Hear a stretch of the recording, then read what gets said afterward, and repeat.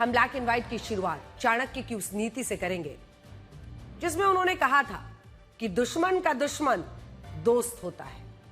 पिछले कुछ सालों में चाइना ने इंडो पैसिफिक और साउथ चाइना सी के कई देशों पर धौंस जमाने की खूब कोशिश की। एक ऐसी रणनीति पर काम किया जिससे वियतनाम, फिलीपींस, मलेशिया और इंडोनेशिया जैसे देशों पर सीधा दबाव बढ़ा। और तो और चाइना ने साउथ चाइना सी के साथ भारत की घेराबंदी के लिए हमारे पड़ोसी देशों को साधने की खूब कोशिश की। खुद एक शार्क की तरह इन देशों को छोटी मछली समझकर लोन दिया। पहले पैसे दिए लोन के तौर पर और बाद में अपने आधुनिक हथियारों की भी इन देशों को सप्लाई शुरू कर दी। यानी पैसा भी चाइना का, हथियार भी चाइना का। और ये सब कुछ हुआ और हमारे देश में आज तक चाइना की इस रणनीति पर चर्चा होती है और ये दिखाया जाता है कि चाइना बहुत आगे की सोचता है। सही बात यह है कि चाइना बहुत आगे की सोच कर चलता है, लेकिन आज हम आपको यह बताएंगे कि भारत ने इसी चाइना को कैसे अपनी ब्रह्मोस बेल्ट में फंसा लिया है। भारत कितनी आगे की सोच रहा है। हम जानते हैं कि हमारे देश में कुछ लोगों को बात बात पर चाइना की तारीफ करने की आदत सी हो गई है और उन्हें हमारा ये विश्लेषण परेशान करेगा। पहले थोड़ी ये तस्वीरें देख लीजिए।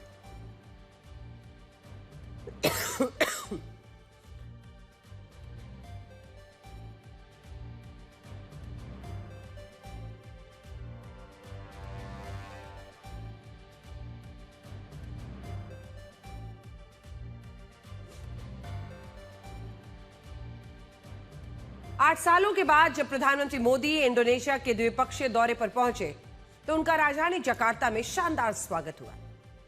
ये इसलिए भी खास था क्योंकि इस बार भारत और इंडोनेशिया अपने कूटनीतिक संबंधों में एक नया अध्याय जोड़ने वाले थे और दोनों देशों के बीच पहली बार ऐसे समझौतों पर सहमति बनने वाली थी जिन पर अब तक सिर्फ चर्चा ही हो पाती थी। दोनों देशों के बीच कुल 20 बड़े समझौते हुए, जिनमें सबसे बड़ा समझौता ब्रह्मोस मिसाइल को लेकर हुआ। समझौते में लिखा है cooperation on BrahMos missile system. अब इसका मतलब क्या है? इसका अर्थ यह है कि इंडोनेशिया भारत से ब्रह्मोस मिसाइल सिस्टम हासिल करेगा और दोनों देश रक्षा क्षेत्र में अपना सहयोग बढ़ाएंगे। अब यहां तक तो यह खबर विशुद्ध रूप से एक रक्षा समझौते की लगती है, लेकिन हकीकत में बात सिर्फ इतनी नहीं है। इंडोनेशिया दुनिया का सबसे बड़ा द्वीप समूह वाला देश है, यानी इंडोनेशिया में 17,000 से ज्यादा द्वीप हैं और उनके आसपास कई महत्वपूर्ण ट्रेड रूट हैं, यानी व्यापार के रास्ते। जैसे इनके पास मलाक्का स्ट्रेट है, सुंडा स्ट्रेट है और लोम्बोक स्ट्रेट है। इनमें मलाक्का स्ट्रेट अहम है, जहां से चाइना अपना 60% समुद्री व्यापार करता है और इसी वजह से वो इस क्षेत्र में अपनी दादागिरी दिखाता है। मलाक्का स्ट्रेट, जहां से चाइना का 60% व्यापार होता है।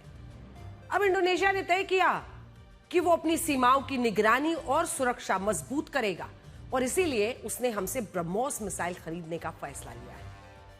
इससे अब इंडोनेशिया की समुद्री निगरानी क्षमता बढ़ेगी, तटीय रक्षा यानी समुद्री सीमा की रक्षा मजबूत होगी और किसी भी संभावित हमले के खिलाफ उसकी जवाबी क्षमता बढ़ जाएगी।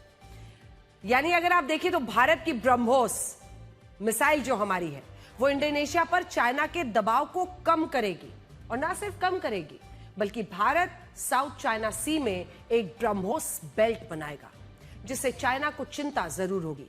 कैसे, मैं आपको बड़ी स्क्रीन पर जरा समझाती हूं। तो देखिए, हम जिस ब्रह्मोस बेल्ट की बात कर रहे हैं, यह ब्रह्मोस बेल्ट क्यों जरूरी है? क्योंकि इससे चाइना का जो दबाव रहा है अभी तक, अगर आप देखिए तो हम सबसे पहले तो आपको दक्षिण चीन महासागर जो है वो दिखा रहे हैं। इसी के साथ ये तमाम देश जिनकी आज हम बात कर रहे हैं, जिनमें हम वियतनाम दिखा रहे हैं, आपको फिलीपींस दिखा रहे हैं। अगर आप देखें तो ये चाइना और ये तमाम देश अलग अलग जगहों पर किस तरह से उनका वर्चस्व है ये आपको दिखता है। तो ऐसे में जो चाइना लगातार कोशिश कर रहा है कि वो इन तमाम देशों पर न सिर्फ बड़े बड़े लोन देकर किसी तरीके से उनको पैसे देकर, लोन देकर कम उन पर वर्चस्व करे, अपने हथियार भी उनको बेचता है। तो ऐसे में इस जरिए से भी वो उन पर किसी ना किसी तरीके से वर्चस्व दिखाने की कोशिश करता है। ऐसे में अगर आप देखेंगे तो ये जो ब्रह्मोस मिसाइल है, ये किस तरह से 1100 किलोमीटर का जो ये रेडियस है, ये इन देशों से आप देखिए, ये अपने आप में बहुत इंपॉर्टेंट है। ये वाली लाइन,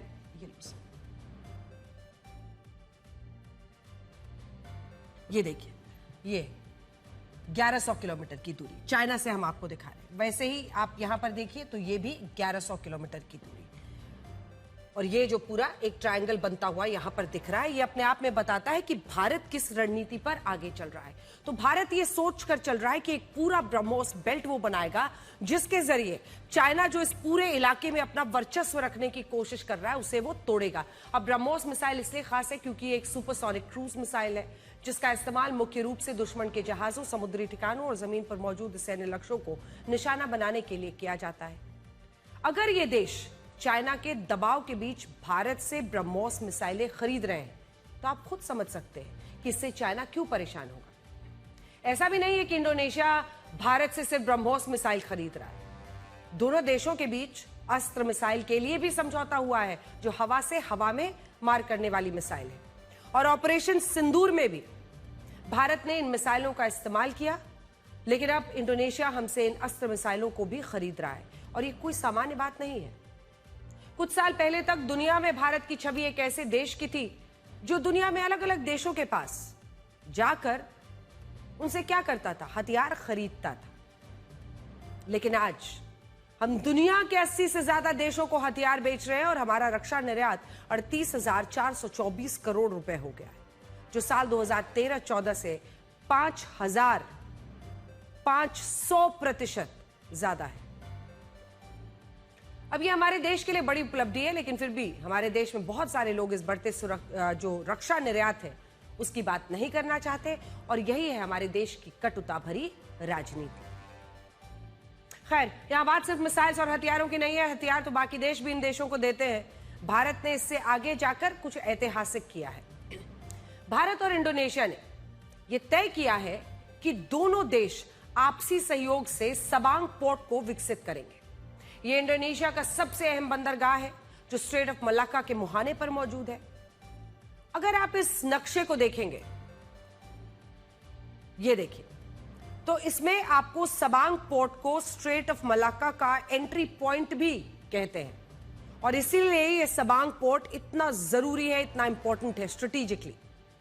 चाइना के लिए इसे मलाक्का डिलेमा भी कहा जाता है। क्यों कहा जाता है वो समझिए। चाइना क्या करता है, वो लगभग अपना 80% जो तेल है ना, 80% तेल, कच्चा तेल, 60% से ज्यादा व्यापार, पूरा जो उसका ट्रेड है वो इसी स्ट्रेट ऑफ मलाक्का से करता है।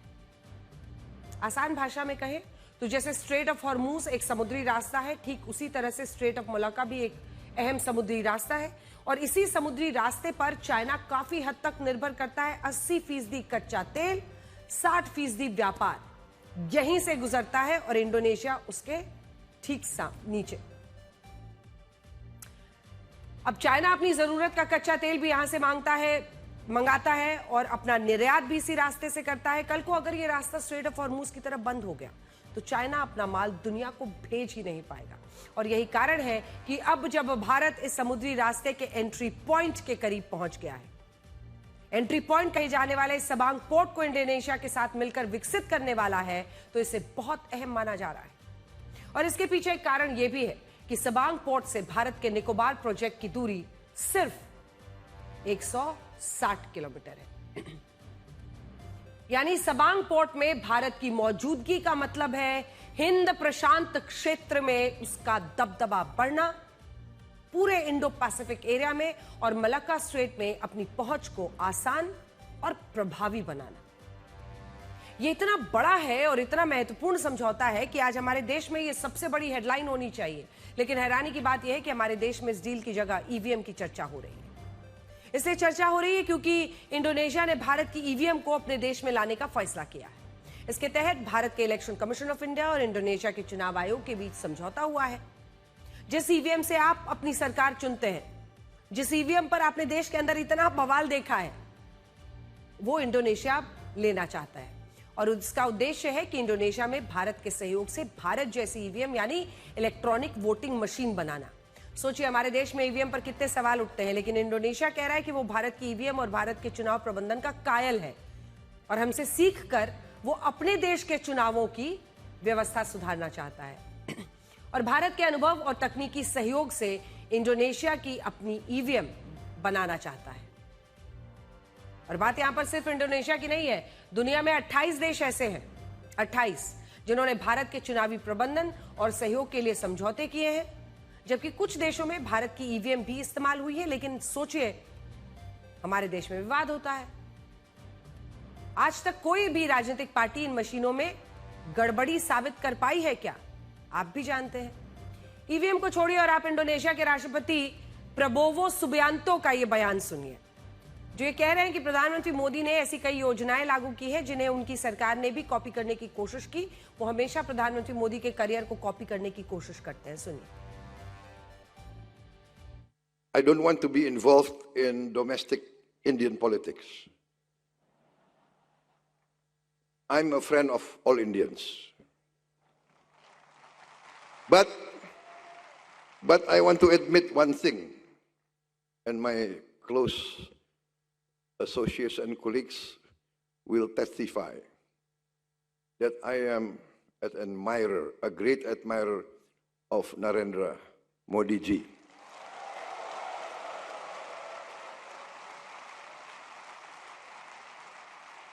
I'm an admirer, and when even before I became president, I studied the policies of your Prime Minister. And because there are no copyright, I copied many of his policies.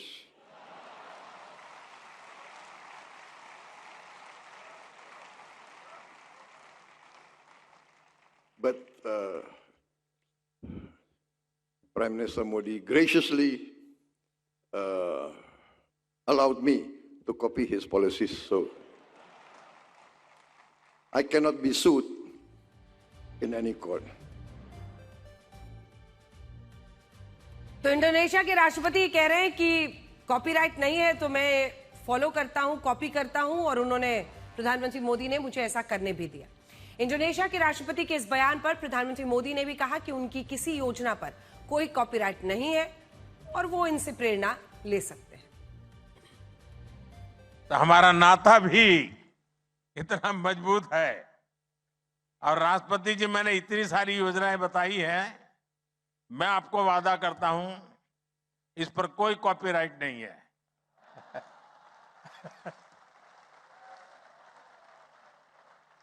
न copyright है, न royalty का कोई claim है।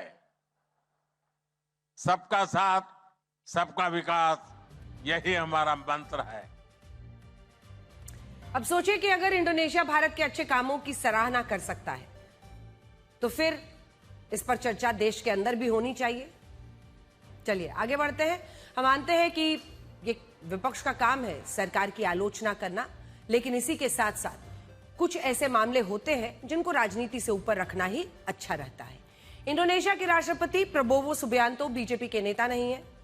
वो वही कह रहे हैं जो उन्होंने भारत के फैसलों से महसूस किया, लेकिन हमारे देश में आपको राजनीति में इतना खुलापन कभी नजर नहीं आएगा। खैर, इंडोनेशिया ने प्रधानमंत्री मोदी को अपने सर्वोच्च राज्य सम्मान से भी नवाजा, जिसे बिंटांग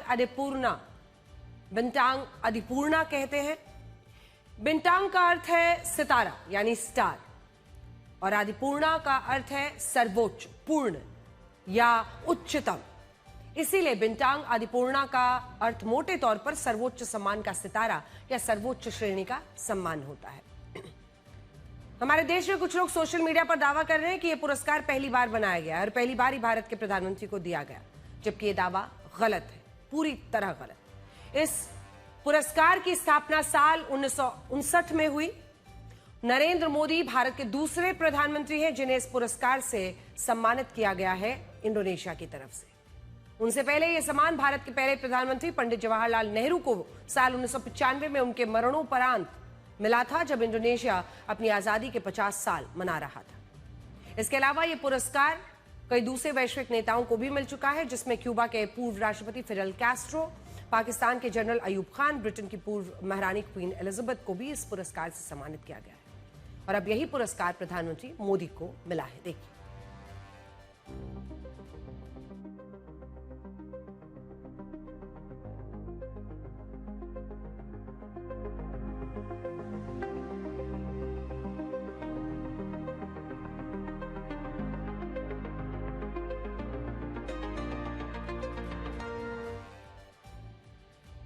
खैर, अब तक हमने आपको इंडोनेशिया के बारे में कूटनीतिक और राजनीतिक बातें बताई, लेकिन अब हम आपको यह बताएंगे कि मुस्लिम बहुल इंडोनेशिया के हिंदुओं ने अपनी पहचान को आज तक कैसे संरक्षित रखा। इंडोनेशिया दुनिया की सबसे बड़ी मुस्लिम आबादी वाला देश है। 28 करोड़ 80 लाख लोगों की आबादी में 87% लोग मुसलमान हैं, 87%। जबकि भारत दुनिया की सबसे बड़ी हिंदू आबादी वाला देश है, जहां 145 करोड़ की आबादी में लगभग 80% हिंदू है। यानी भारत दुनिया की सबसे बड़ी हिंदू आबादी वाला देश है और इंडोनेशिया दुनिया की सबसे बड़ी मुस्लिम आबादी वाला देश है। और आबादी की ऐसी संरचना के बाद भी भारत और इंडोनेशिया एक दूसरे के सबसे मजबूत सहयोगी हैं। अब सबसे दिलचस्प बात यह है कि इंडोनेशिया मुस्लिम बहुल होते हुए भी भगवान श्री राम का स्मरण करता है। इंडोनेशिया में रामायण का मुख्य और सबसे प्रसिद्ध संस्करण काकावीन रामायण है। यह 9वीं और 10वीं शताब्दी के बीच मध्य जावा के मेदांग साम्राज्य में प्राचीन जावानी भाषा में लिखा गया था और यह जावानी संस्कृति का अभिन्न अंग है और वहां के लोक नाटकों में प्रमुखता से इसका खूब मंचन भी किया जाता है।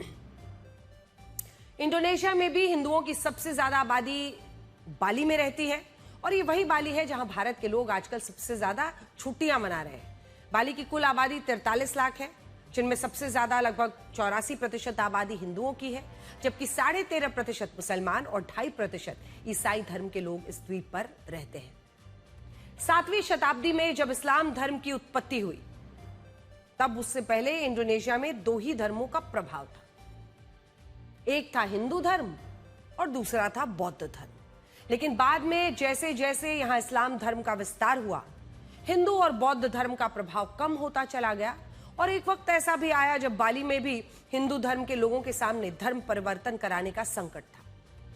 असल में साल 1945 में जब इंडोनेशिया को डेनमार्क से आजादी मिली, तो वहां इस धार्मिक विविधता को लेकर एक अजीब सी बेचैनी थी और ये कहा जाता था कि हिंदू धर्म में एक से ज्यादा भगवान है, इसलिए अपने अपने भगवान को लेकर अलग अलग मान्यताएं इंडोनेशिया को एक समाज के तौर पर विकसित नहीं होने देंगी। इसलिए तब वहां की सरकार ही एक सरकार 5 सिद्धांत लेकर आई थी। 5 सिद्धांत क्या थे? और ये 5 सिद्धांतों को आप एक तरह से इंडोनेशिया का संविधान भी कह सकते हैं, जिसे वहां पंचशील कहते हैं। इनमें पहला सिद्धांत है, उसे मोनोथीस्ट कहा जाता है। मोनोथीस्ट का मतलब उन लोगों से है जो एक भगवान को मानते हैं। इंडोनेशिया की सरकार ने जब इस शर्त को वहां लागू किया तो वहां रहने वाले हिंदू आबादी के लिए एक बड़ा संकट खड़ा हुआ। उस समय उनके सामने 2 विकल्प थे, या तो हिंदू धर्म छोड़ दें, इस्लाम या ईसाई धर्म अपना लें, क्योंकि इन दोनों ही धर्मों में ईश्वर को मानने का, एक ही ईश्वर को मानने का सिद्धांत है।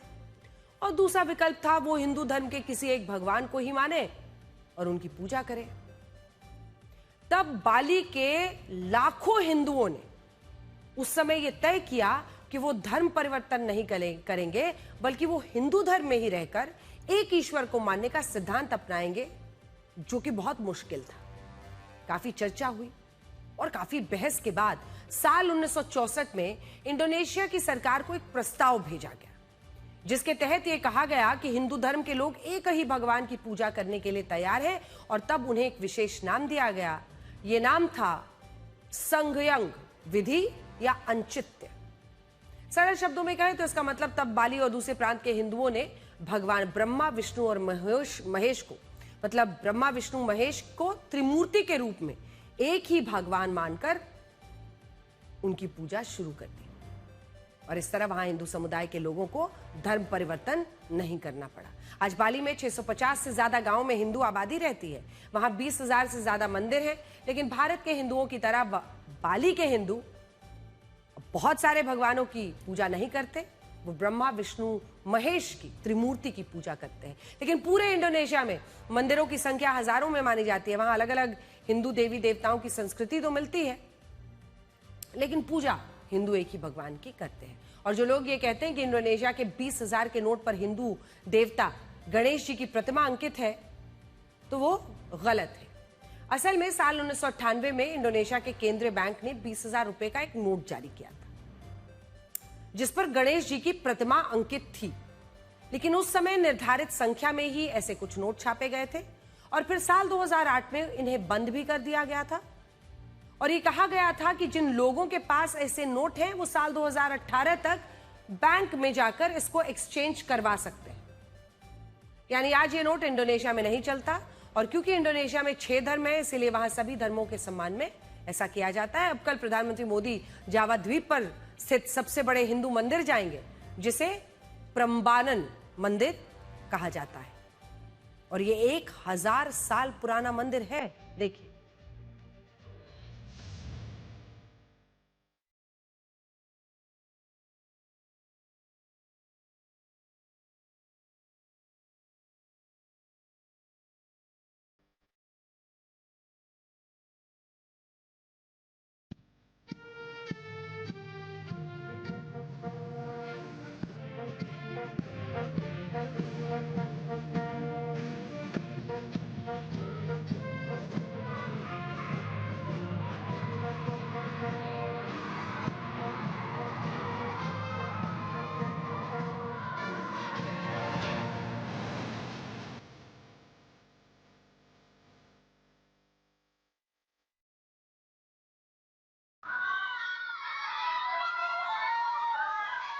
It's a privilege to have your presence as we commemorate this important occasion. धन्यवाद।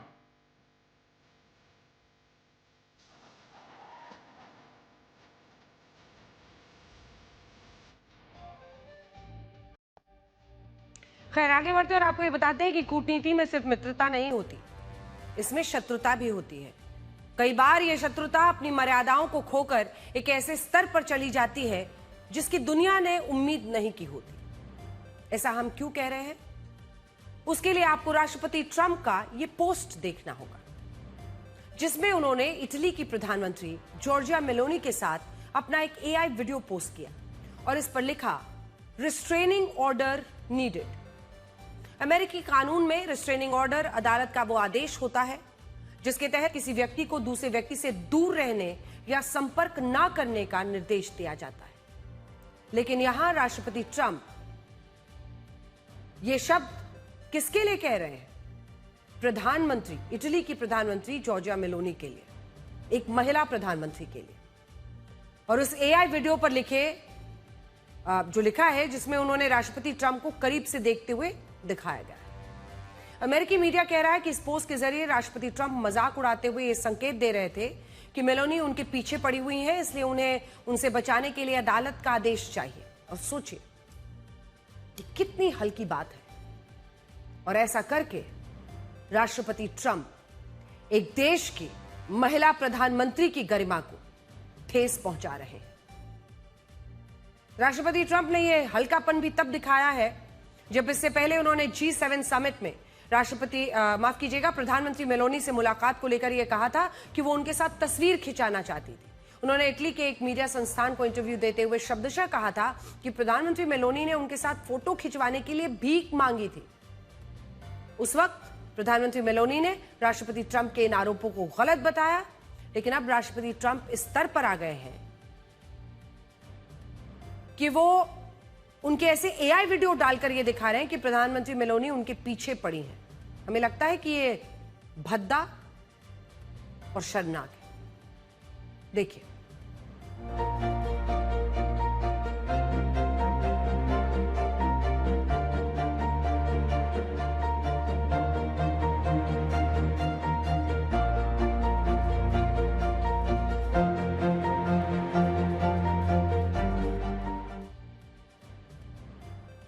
दुनिया का सबसे शक्तिशाली लोकतंत्र होने का दावा करने वाला अमेरिका केवल अपनी सेना, अर्थव्यवस्था या तकनीक से नहीं, बल्कि अपने राजनीतिक आचरण और गरिमा से भी अपनी पहचान बनाता था।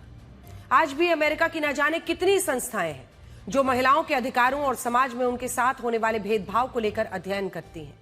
लेकिन उसी अमेरिका के राष्ट्रपति जब किसी दूसरे लोकतांत्रिक देश की महिला प्रधानमंत्री पर ऐसी टिप्पणी करते हैं तो यह केवल एक सोशल मीडिया पोस्ट नहीं रह जाता, बल्कि अमेरिका की राजनीतिक संस्कृति और राष्ट्रपति ट्रंप की मानसिकता पेश करता है। खैर, दुनिया में दादागिरी दिखाते दिखाते अमेरिका के राष्ट्रपति डोनाल्ड ट्रंप फुटबॉल के मैदान तक भी पहुंच गए। और यह ऐसी खबर है जो आपको हैरान कर देगी, क्योंकि इससे यह पता चलता है कि पहले अमेरिका की टीम के खिलाफ एक खिलाड़ी ने, अमेरिका की ही टीम के एक खिलाड़ी ने नियमों की धज्जियां उड़ाई और फिर अमेरिका के राष्ट्रपति ट्रंप ने भी ऐसा ही किया। अमेरिकी फुटबॉल टीम के स्टार स्ट्राइकर फोलारिन बालोगुन को बोस्निया के खिलाफ मैच में विरोधी खिलाड़ी का पैर कुचलने के लिए रेफरी ने स्ट्रेट रेड कार्ड दिखाया और नियमों के मुताबिक बालोगुन बेल्जियम के खिलाफ होने वाले नॉकआउट मैच से बाहर थे। लेकिन फिर एंट्री होती है किसकी? डोनाल्ड ट्रंप की। ट्रंप ने फीफा प्रेसिडेंट जियानी इन्फेंटिनो को एक के बाद एक 3 फोन किए ताकि अमेरिका का जो खिलाड़ी है उसका रेड कार्ड वापस लिया जाए। और ट्रंप ने इस बात को सीना तानकर स्वीकार भी किया है।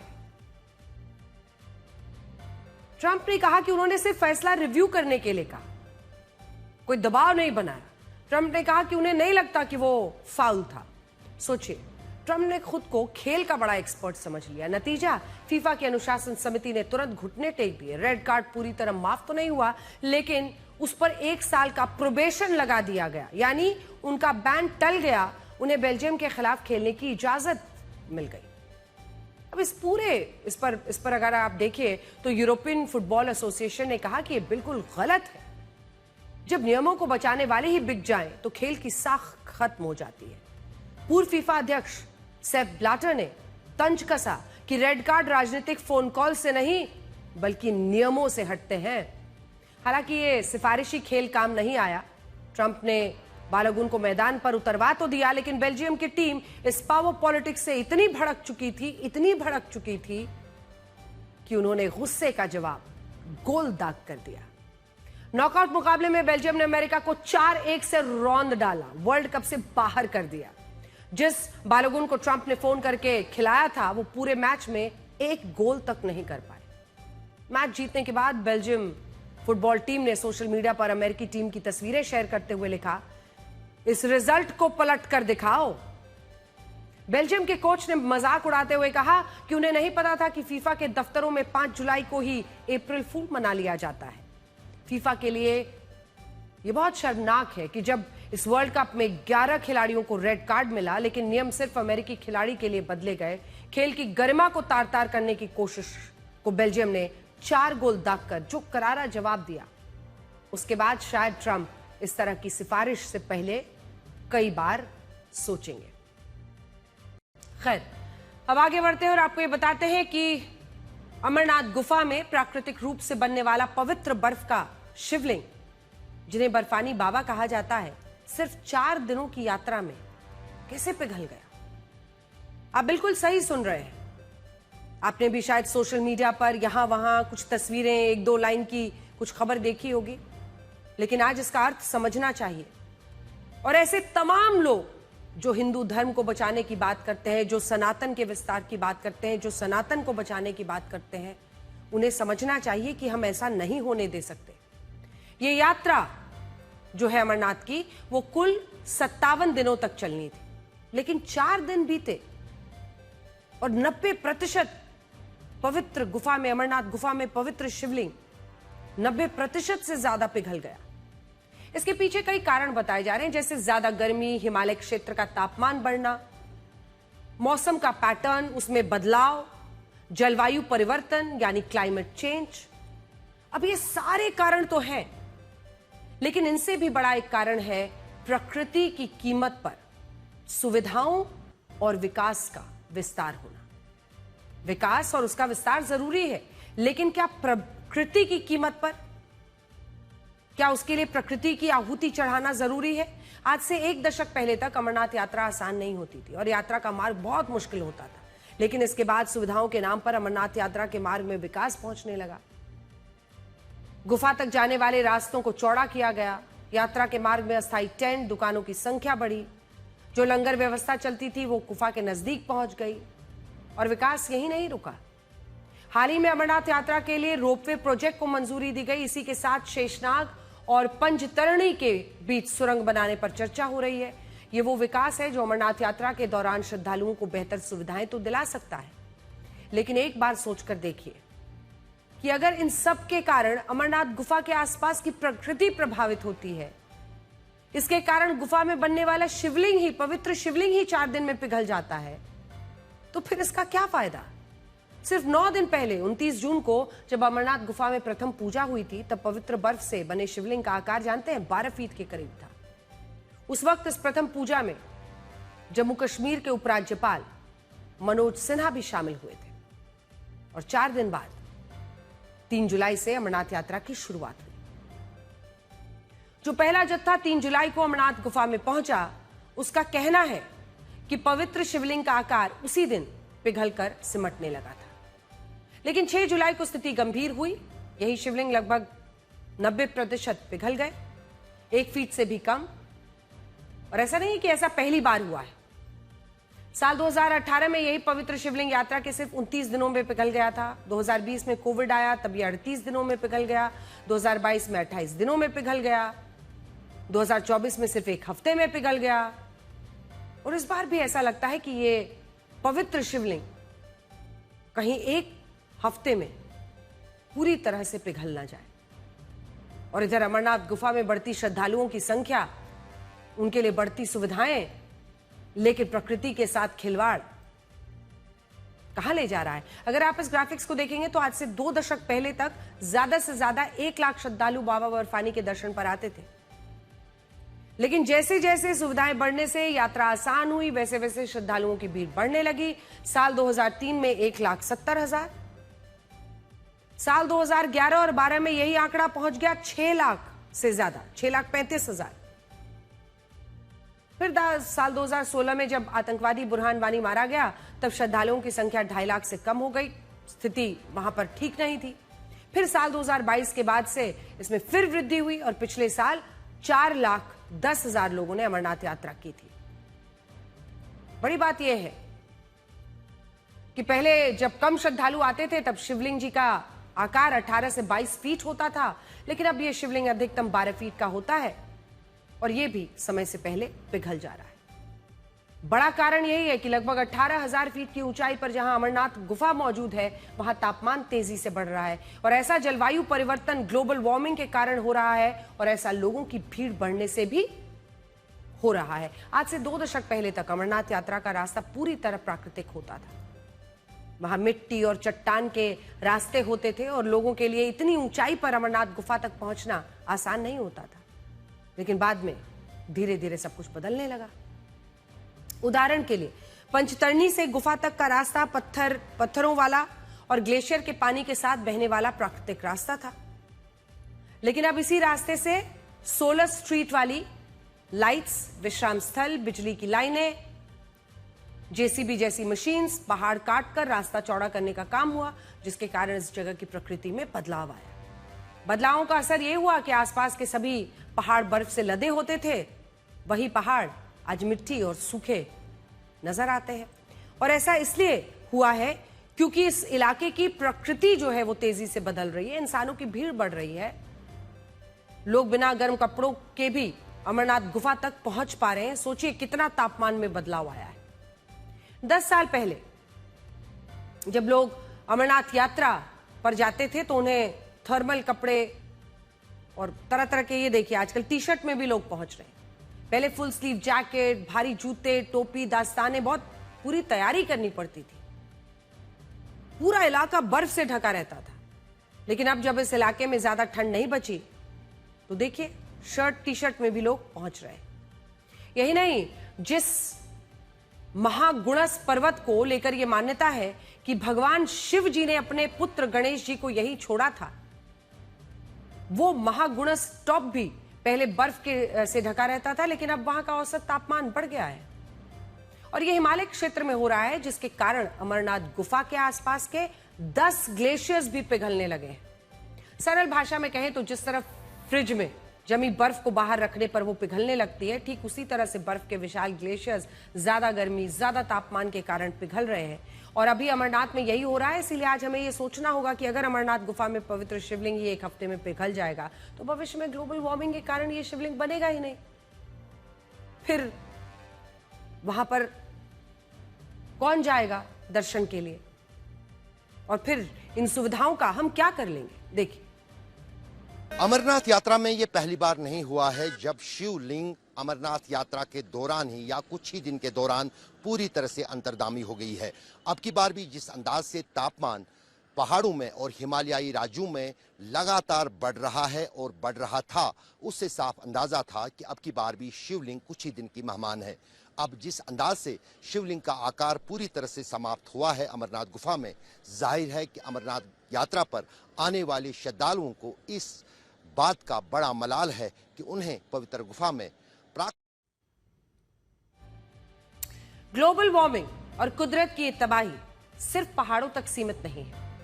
आप केरल के वायनाड को देखिए, ये तस्वीर आपको हिला देगी, जहां आज भारी बारिश से भूस्खलन की ऐसी घटनाएं हुई जो चिंता पैदा करती हैं। वीडियो देखिए।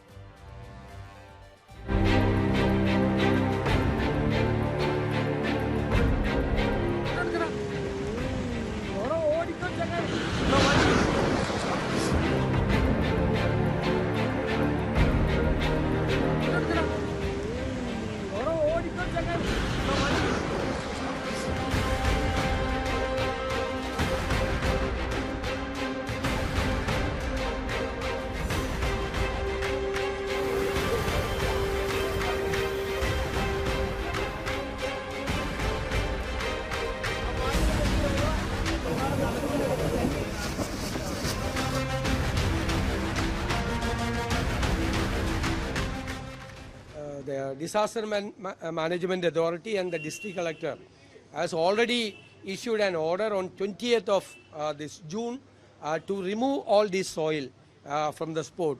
The preliminary information is that the contractors of the tunnel has not obeyed the order issued by the Honorable District Collector and the Disaster Management Authority. खैर, आगे बढ़ते और आपको उस सवाल के बारे में बताते हैं जिस पर सबसे ज्यादा बहस हो रही है। सवाल यह है कि क्या 22 जनवरी 2024 को रामलला की प्राण प्रतिष्ठा का जो कार्यक्रम हुआ था उस पर 113 करोड़ रुपए खर्च होना संभव है? आज ही ये बड़ी खबर आई है कि जब राम मंदिर के मामले में एसआईटी ने ट्रस्ट द्वारा किए गए खर्चों को अपनी जांच के दायरे में अब ले लिया है और ये बहुत बड़ी बात है। क्यों? उसके लिए आपको ये आंकड़े देखने होंगे।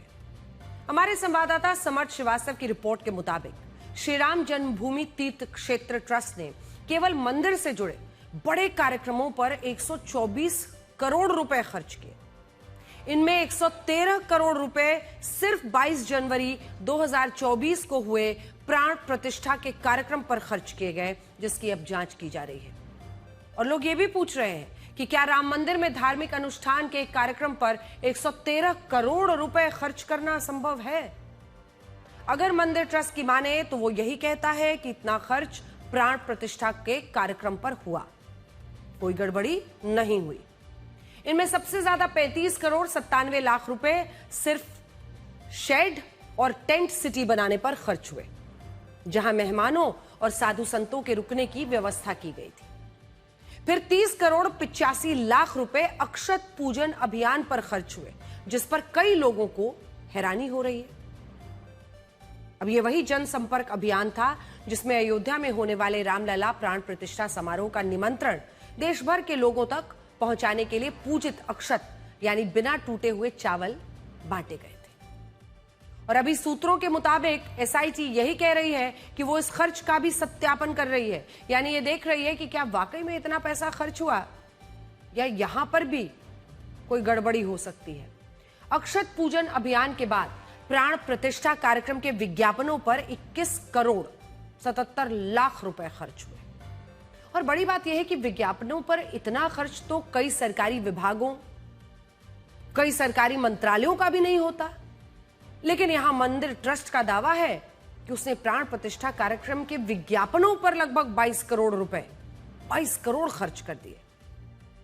इसके बाद सजावट और लाइटिंग पर 14 करोड़ 62 लाख रुपए, भोजन और लंगर पर 5 करोड़ 11 लाख रुपए, धार्मिक पूजन पर 1 करोड़ 6 लाख रुपए, भक्ति संगीत यानी राग सेवा पर 93 लाख रुपए, मंदिर में जो साउंड सिस्टम लगाया गया था उस पर 68 लाख रुपए, बिजली और मंडल पूजन पर 43 लाख रुपए और बाकी तैयारियों पर 51 लाख रुपए खर्च हुए।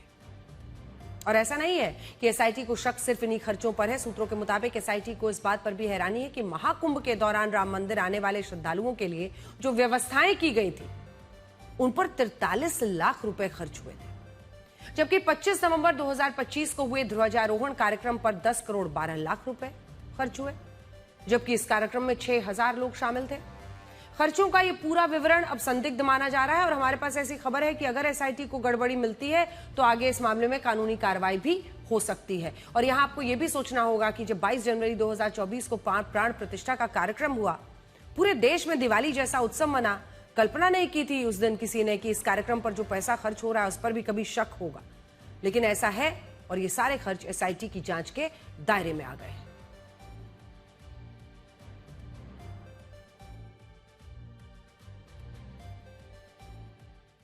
बात इथेनॉल ब्लेंडेड पेट्रोल से मचे बवाल की करेंगे, क्योंकि बाइक और कार चलाने वालों का कहना है कि इथेनॉल ब्लेंडेड पेट्रोल की वजह से उनकी गाड़ी कम माइलेज दे रही है और उनके इंजन पर असर पड़ रहा है।